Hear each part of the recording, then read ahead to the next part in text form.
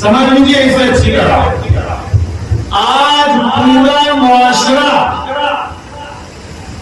बेदीनी, इल्हाद, नाफरमानी, शैतानत, इब्लीसियत, खबासत, गंदगी और तमाम किस्म की खुराफात की तरफ जाने में, लगने में, वक्त गुजारने में मजा मिलता है। और मस्जिद में बैठने के लिए कहा जाए, दीन की बात सुनने के लिए कहा जाए और कुरान का दर्स सुनने के लिए कहा जाए तो उसमें आदमी को बेचैनी होती है। इसमें सबसे बड़ा दखल, सबसे बड़ा दखल, सबसे बड़ा दखल हराम कमाई। कुरान ये कह रहा है, कुरान कहता है या अय्युहर रुसुल कुलू मिन अत-तय्यिबाति वअमलू सालिहा।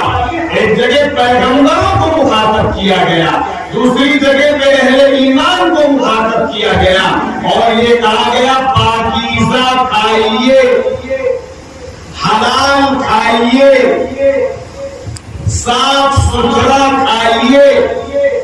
अगर आप साफ सुथरा, मेरी बात आपको शौक लगेगा लेकिन बिल्कुल परफेक्ट है।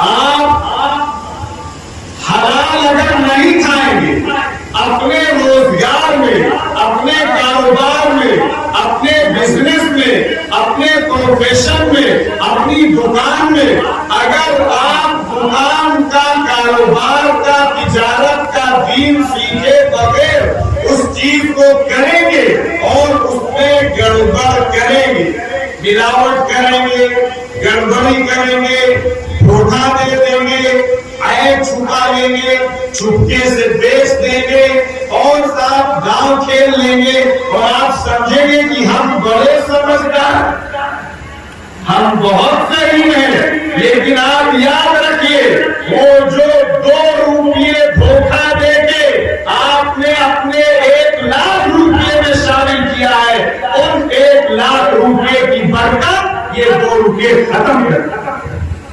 बेचैनी, परेशानियां, असमंजस, घुटन, तंगियां, इख्तिलाफात, लड़ाइयां, झगड़े, घरों के अंदर इंतशार, बीवी और शौहर में अंडरस्टैंडिंग करना होना और तालमेल